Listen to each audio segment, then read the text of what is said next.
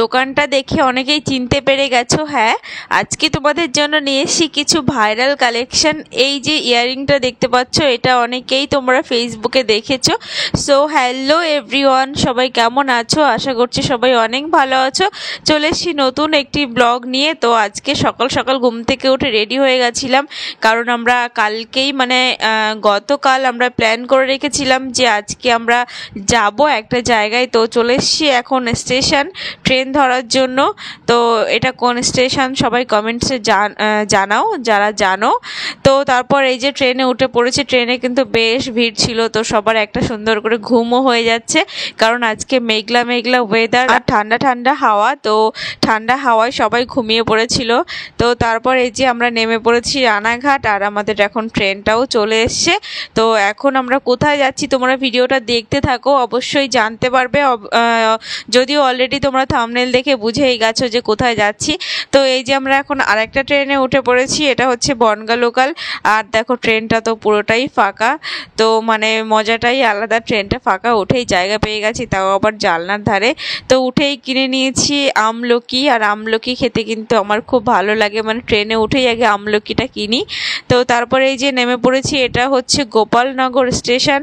আর গোপালনগর নেমেই তো এই দেখো টিকিট কাউন্টার। তো টিকিট কাউন্টারের সাইড দিয়ে একদম সামনে দিয়ে সোজা বেরিয়ে যেতে হবে।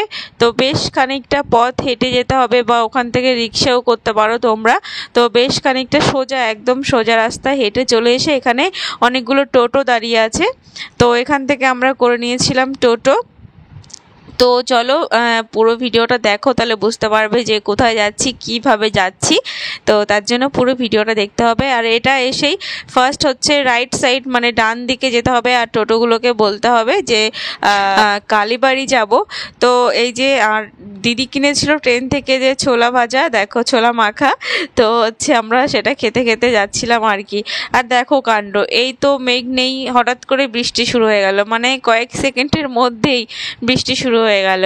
তো টোটোতে বসে তো পুরো ভিজেই যাচ্ছিলাম, কি বলবো, এক সেকেন্ডের মধ্যেই যেন ঝপঝপ করে সব বৃষ্টি শুরু হচ্ছে।